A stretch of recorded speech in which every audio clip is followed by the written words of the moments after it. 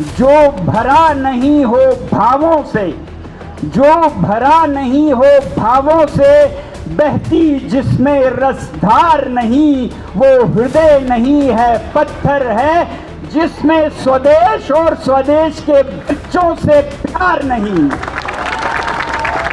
सरकार में नमी रहे, और नमी जब रहती है तभी फसल उगती है।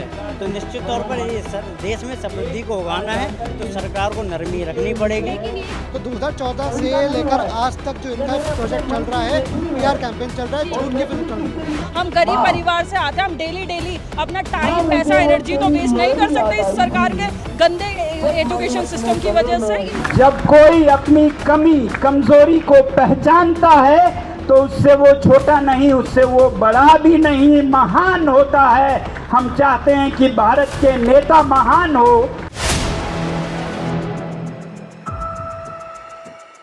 प्रेरणा स्रोत सोनम वांगचुक जंतर मंतर पर पहुंच चुके हैं और सीधे मंच पर आप देख सकते हैं सोनम वांगचुक ऑफिशियल तौर पर अनशन पर बैठ चुके हैं और ये अनशन इंडेफिनेट है, यानी कि अनिश्चित काल तक है। पीछे वो मौजूद है और लोगों को संबोधन कर रहे हैं। क्या कुछ आज अपने संबोधन में सोनम वांगचुक कहने वाले हैं, क्या सरकार को कहने वाले हैं, तमाम चीजें आपको सुनवाएंगे। चलिए सीधा जुड़ते हैं उनके संबोधन से। नहीं आती थी इस जीवन में जीने का क्या मतलब है जब आपको इस तरह से पिसना है, बड़े होकर भी नौकरियों के पीछे दौड़ना है और फिर एक दिन मरना है। ऐसे जीवन को क्यों मैं सब स्वीकारूं? मैं खुद इनके श्रेणी में था, मगर फिर मुझे तब एक समझ आई जो मैं चाहूंगा आप सब में आए। जब भी आप हताश हो तो इस बात पर ध्यान दें कि एक है आप अपनी जान दें, एक बात है आप अपनी जान दें इनकी तरह, ये भी एक अभिव्यक्ति है, मगर दूसरा तरीका हो सकता है आप अपनी जिंदगी दें, जान नहीं जिंदगी दें सबके लिए रास्ता निकालने के लिए, ताकि किसी को ऐसा ना करना पड़े। तो 12 वर्ष होते हुए मुझ में ये समझ जागी कि मुझे ये जीवन कतई स्वीकार्य नहीं है, कबूल नहीं है। अगर मैं जान दूं इससे बेहतर है मैं अपनी जिंदगी दूं इस प्रणाली को ठीक करने के लिए, उनके लिए जो जीना चाहते हैं, जो आगे जाना चाहते हैं, उनका रास्ता साफ करूं। और प्रकृति कहिए या आप भगवान कहिए, तब से मेरे लिए जीवन में हर चीज बदलने लगा। जब से मैंने अपना सोचना बंद किया और औरों के लिए रास्ता निकालने का निर्णय किया, जान देने के बदले जिंदगी देने का निर्णय किया, पूरा प्रकृति, पूरी कायनात लग गई मुझे सहयोग देने। और जल्द ही जो बच्चा फेल होने के कगार पर था, जिसे हर शिक्षक नफरत करता था, घृणा करता था, वो इतना आगे बढ़ने लगा, उसने अपने कदम लिए, हर चीज को अपने हाथों में लिया और वो आगे चलकर सभी शिक्षकों का पसंदीदा बना, उत्तीर्ण होने लगा, परीक्षाओं में हो, जहां पर भी हो, हर चीज में आगे बढ़ने लगा। जब उसने अपना सोचना खत्म किया और औरों का सोचना शुरू किया, जान देने की बात खत्म की और जिंदगी देने की बात शुरू की, तो हर तरफ से सहयोग आया और बहुत कर पाया इन 40 सालों में शिक्षा के माध्यम से। तो मैं आप लोगों से यही कहना चाहता हूं कि हताश होकर जान न दें, बल्कि इसे एक सबक, आज से मैं अपना सोचना बंद करूंगा, औरों के लिए जिंदगी दूंगा। ये बहुत बड़ा योगदान हो सकता है पूरे देश के लिए। जान दे के आप क्या करेंगे? जान दे के आप अपने माता पिता को रुलाएंगे, समाज को रुलाएंगे, फिर लोग भूल जाएंगे, तो क्या बड़ा कर लिया? समझ सकते हैं आपकी मजबूरी, समझ सकते हैं मजबूरी, मगर बेहतर होगा आप जिए और औरों की मुश्किलातें कम करें, औरों को बचाएं जान देने से, उनको भी साथ लेकर जिंदगियां दें। आप लोग भी प्रण करें कि आगे से आप अपनी जिंदगी देंगे इस देश के लिए, ना कि जान। अब 2 बातें मैं कहना चाहूँगा सरकार से। सरकार से। धन्यवाद। ने बड़ा संदेश मंच से देश की सरकार के लिए कहा है कि देश की सरकार कठोर नहीं प्यारी होनी चाहिए, देश की सरकार डरावनी नहीं बल्कि ऐसी होनी चाहिए कि जिससे गले मिलने के लिए मन करे। और जो अभी वर्तमान सरकार है वो कहीं ना कहीं डरावनी तौर पर एक लोगों के सामने है, वो किस तरीके से यहाँ पर असंवेदनशीलता अपनी दिखा रही है कि देश का युवा यहाँ गर्मी में धूप में तपती जलती धूप में मौजूद है और सरकार पूरी तरीके से अनजान बनी हुई है, पूरी तरीके से गूंगी बहरी बनी हुई है। तमाम लोग यहाँ पे जो सोनम वांगचुक को सुन रहे हैं, सुना आपने सोनम जी को, क्या कुछ कहेंगे? क्या लगता है यहाँ से अब लड़ाई एक नया रूप लेगी? हाँ, मैं तो यही चाहूँ जितने भी भारत देश के स्टूडेंट हैं, वांगचुक सर का जो संदेश है वो भारत के हर दिल में गया है। हर एक छात्र उनकी जो बात कही गई है सब उसका अनशन करेंगे। सोनम जी कह रहे हैं देश की सरकार प्यारी होनी चाहिए, डरावनी नहीं। तो क्या लगता है देश की सरकार डरावनी है? हाँ, ये देश बहुत डरावनी है। ये लोगों को, लोकतंत्र को शोभा नहीं देती। हम लोग कितने दिन से अनशन पे बैठे हुए हैं, मगर ये सरकार इतनी कठोर है कि छात्रों की नहीं सुन रही है। छात्रों की नहीं सुन रही है। तपती धूप में आप लोग सब मौजूद हैं, वो भी हंगर स्ट्राइक पे चले गए। सीधा सरकार को बहुत ही अच्छे शब्दों में वो कह रहे हैं कि देश की सरकार जो होती है वो प्यारी होनी चाहिए, डरावनी नहीं, जिससे बात करने में, जिससे मांग करने में डर लगे। एक सच्चे राष्ट्रभक्त की यही पहचान है और उनसे हम सीखते हैं कि वो सरकार की कोई मतलब उखाड़ना या कोई ऐसा नहीं है। वो सरकार से प्रेम से कह रहे हैं कि आपके ही हम संतानें हैं, हम सबको मिलकर इस देश के लिए आगे बढ़ा, देश को आगे बढ़ाना है। कोई व्यक्तिगत स्वार्थ यहाँ नहीं है। अब चूंकि समस्याएं इतनी ज़्यादा हो गई तो हम लोगों को एकत्रित होना पड़ रहा है और ये वसीया है हमारे लिए, आदर्श है हमारे लिए, जो इतनी मतलब कि हमें मार्गदर्शन दिखाने खुद हंगर स्ट्राइक कर रहे हैं। इसके लिए इनका तो कर्तव्य है ही। सरकार संवेदना दिखाएगी अपनी इनके? हम सरकार से पूरी उम्मीद करते हैं संवेदना जरूर दिखाएगी, आज नहीं तो कल दिखाएगी। 8 दिन लेकिन बीत गए। हाँ, 8 दिन बीत गए। साथ देखो, हम सिर्फ प्रे कर सकते हैं और इनके लिए भी, अपने सर के लिए भी, और सरकार से भी उम्मीद कर रहे हैं कि हमें जल्दी सुने। इनकी सेहत का भी ख्याल रखना है क्योंकि बहुत कुछ भी हैं, हमारे देश के समृद्ध व्यक्ति हैं और बोल रहे हैं कि लोकतंत्र में जो सरकारें होती हैं वो संवेदनशील होती हैं, जो राजतंत्र होता है वहाँ पे सरकार इतनी कठोर होती है। आपको क्या लगता है वाकई में देश में कठोर सरकार हो गई? दरअसल सत्ता का चरित्र ही लंबे समय बाद एक कठोर रूप धारण कर लेती है। तो निश्चित तौर पर सरकार में नमी रहे और नमी जब रहती है तभी फसल उगती है। तो निश्चित तौर पर ये देश में समृद्धि को उगाना है तो सरकार को नरमी रखनी पड़ेगी। लेकिन यही प्रधानमंत्री मोदी आप यहाँ धूप में मौजूद है, तपती धूप है, अभी थोड़ी सी शायद छाई हुई है, मुश्किल हो रहा है काम करना, खड़ा होना।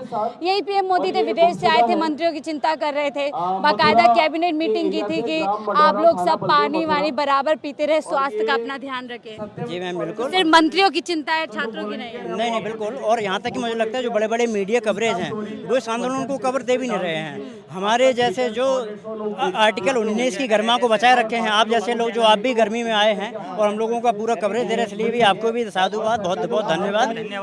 निश्चित तौर पर आपने इतना कवरेज कर रहे हैं क्योंकि आपकी आवाज़ से देश की आवाज़ बनेगी। हम सब लोग और ज़्यादा सपोर्ट कर सकेंगे क्योंकि समस्या है और समाधान हमें चाहिए। सरकार डर रही है क्योंकि जब पहला नीट का एग्जाम हुआ था उस समय मीडिया में तब तो ये बधाई नहीं दे रहे थे मोदी जी, प्रधान जी को कि देखो आपने परीक्षा इंगित करा ली है, ये करा लिया है। लेकिन जब दूसरी परीक्षा हुई तो क्यों ये बताया जा रहा है मीडिया में पूरा पीआर कराया? हाँ, पीआर कह रहा है कि मोदी जी नई दिल्ली में रुक रहे हैं, प्रधान जी छात्रों से बात करते हुए दिखाया जाए, क्यों हो रहा है? महाराष्ट्र में देख लो अभी क्या हुआ है, 2 दिन पहले महाराष्ट्र में फिर पेपर लीक हो गया। बताओ इनसे कहाँ रुक रही है? पेपर लीक तो इनसे रुक ही नहीं रहा। मैं सरकार पीआर की एक्सपर्ट है। 2002 गुजरात के बाद से 12 साल उन्होंने वहाँ पर अपना पायलट प्रोजेक्ट चलाया, पीआर कैंपेन करके, वाइब्रेंट गुजरात करके अपना प्रोजेक्ट चलाया उन्होंने। और उसको जब 2014 में सेंट्रल गवर्नमेंट में आए वहाँ उन्होंने इसको इम्प्लीमेंट किया है। तो 2014 से लेकर आज तक जो इनका प्रोजेक्ट चल रहा है, पीआर कैंपेन चल रहा है, झूठ की फिल्म चल रही है। 9वां दिन है आज यहाँ सोनम जी ज्वाइन कर गए हैं। अनिश्चितकाल जो है पूरी तरीके से प्रदर्शन कर रहे हैं, हड़ताल पे बैठे हैं। वो कह रहे हैं देश की सरकार जो है संवेदनशील होनी चाहिए, कठोर नहीं। क्या बात है? कठोर तो बिल्कुल नहीं, संवेदना आएगी तो कठोरता हटेगी। कठोर मोदी जी कठोर है, बहुत कठोर है। हाँ, अपने मामले में नहीं है वो, अपने और अडानी के मामले में कठोर नहीं है। अडानी उसका यार है, मित्र है, अंबानी उसका मित्र है। अडानी को बचाने के लिए ट्रम्प के आगे झुक गए क्योंकि वो कठोर वहां नहीं दिखा सकते ना। छात्र नजर नहीं आ रहे उनको। नहीं, उनको क्या नजर इतनी गर्मी में आप लोग मौजूद हैं। अरे नहीं, वो विदेश यात्रा करे असालम के लिए, क्योंकि गमछा लेकर उनको निकलना है, झोला लेकर निकलना है। कोई तो देश उनको वो देगा, संरक्षण देगा ना, असालम देगा ना। तो अभी तो वहाँ पर गए, सेशल्स गए थे अभी वो, तो सेशल्स में जाके कछुआ देख रहे थे। वो कछुए से उन्होंने ये सीखा कि कछुआ ना जब डरता है तो अपने चारों अंगों को अंदर खींच लेता है। क्या कुछ तस्वीर बदलेगी आज 9 दिन के बाद? ये अभी देखो, रास्ता मुश्किल है लेकिन नामुमकिन नहीं है ये, और नहीं है। कहाँ से आए आप? क्या नाम? जी, मेरा नाम अनुषा है और मैं दिल्ली यूनिवर्सिटी की छात्र हूँ। अनुषा जी, अभी सोनम जी बोले कि देश की सरकार संवेदनशील होनी चाहिए, प्यारी होनी चाहिए, डरावनी नहीं, कठोर नहीं होनी चाहिए। आप इत्तेफाक रखते हैं इस बात से? और क्या लग रहा है देश की सरकार कठोर हो गई जो 9 दिन तक देख नहीं रही? बिल्कुल, मेरे हिसाब से जो भी सोनम वांगचुक सर ने जो भी बोला है बहुत सही बोला है। इस देश की सरकार को बहुत ज्यादा संवेदनशील होना चाहिए, खासकर हम जैसे यूथ के भविष्य के लिए। हमारे माँ बाप अपनी रोजमर्रा की कमाई है हमारी कोचिंग में, हमारी पेपर की तैयारी में लगाती है। हम गरीब परिवार से आते हैं, हम डेली अपना टाइम, पैसा, एनर्जी तो वेस्ट नहीं कर सकते इस सरकार के गंदे एजुकेशन सिस्टम की वजह से। लेकिन मोदी जी अपने मंत्रियों की तो बहुत चिंता करते हैं कि आप गर्मी बहुत हो रही है, पानी पिए, डिहाइड्रेटेड है, और आप लोग कह रहे हैं वो कठोर है बच्चों के प्रति। बिल्कुल, अगर उनको इतनी ही हमारी फिक्र है तो फिर ठीक कर देना एजुकेशन सिस्टम। बच्चों की फिक्र नहीं है, बिल्कुल भी फिक्र नहीं है। पानी बांटने से क्या होगा? हम इतनी धूप में कितना पानी पी लेंगे? आप हमारा मेन मुद्दा तो देखो, कम से कम हम एक अच्छी एजुकेशन तो दो। ठीक है, तो कठोर सरकार है, क्या आपको लगता है कठोर हो गई है मोदी सरकार? जी हाँ, मोदी सरकार इतनी कठोर है कि हम अपनी बात जब सरकार से कहना चाहते हैं और सरकार बात ही नहीं सुन रही, तो ये कठोरता ही तो है। हम किसी और सरकार से तो जाके ये बातें कह नहीं सकते।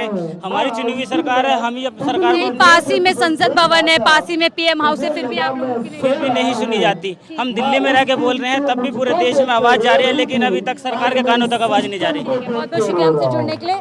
तमाम यंगस्टर्स हैं, सोनम वांगचुक का सीधा सरल तरीके से देश की सरकार को मैसेज दिया गया है, देश की सरकार को घेराव किया गया है कि देश की सरकार ये लोकतंत्र है, कोई राजतंत्र नहीं। लोकतंत्र में संवेदना चलती है, प्यार चलता है, प्रेम चलता है और एक लगाव चलता है, जबकि राजतंत्र में इस तरीके की कठोरता देखी जाती है कि जहाँ पे 9 दिन से बच्चे लगातार एक मांग कर रहे हैं और सरकार की तरफ से एक नुमाइंदा भी इनकी सुध लेने के लिए नहीं आता है। राजतंत्र का राजा कठोर हुआ करते थे। राजतंत्र के राजाओं ने भी सीख लिया कि कठोर होना ओल्ड फैशन हो चुका है, उन्होंने भी कठोरता छोड़ दी। आज तो वो भी नरम दिल बनकर अपने देश को चलाते हैं। आप पड़ोस के भूटान को देख लीजिए, जहाँ के राजा जनता के साथ मिलकर अपने देश का विकास करते हैं। तो जब राजा कठोरता से नरम दिली की तरफ आ रहे हैं, तो एक लोकतंत्र का नेता कैसे कठोर दिल हो सकता है? आपको शोभा, आपकी उपलब्धि कठोरता नहीं हो, आपकी उपलब्धि होगी जब आप हर एक के दिल के दुख को समझ पाएं। कहीं मैंने बचपन में पढ़ा था, जो भरा नहीं हो भावों से, जो भरा नहीं हो भावों से, बहती जिसमें रसधार नहीं, वो हृदय नहीं है पत्थर है, जिसमें स्वदेश और स्वदेश के बच्चों से प्यार नहीं। तो आपको अगर स्वदेश और स्वदेश के बच्चों से प्यार नहीं है, आप कठोर हैं पत्थर की तरह, तो आप फिर लोकतंत्र के नेता नहीं हैं, आप तो राजतंत्र के काबिल भी नहीं है, क्योंकि वहां भी ये पुराना हो चुका है कठोरता। आज जनता के साथ उनके दुख दर्द में शामिल होकर आगे बढ़ने को ही नेतृत्व कहते हैं, न्यू मॉडल ऑफ लीडरशिप। तो मैं यही कहूँगा सरकार से कि आप संवेदनशील होइए, हमदर्द होइए, एम्पैथेटिक होइए और उस तरह के नीतियों से आप आगे बढ़िए। अगर आप जवाबदेही लेते हैं, आप जवाबदेही देते हैं, जहां इस्तीफा या त्याग पत्र देने की जरूरत है देते हैं, तो उससे आप छोटे नहीं होते हैं, उससे आप महान बनते हैं।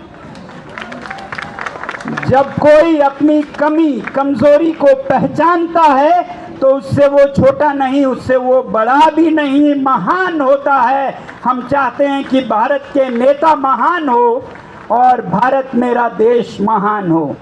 मैं आप लोगों से कहना चाहूँगा कि हमारी सरकार डरावनी नहीं हो, डरावनी सरकार नहीं हो, प्यारी सरकार हो, प्यारी सरकार।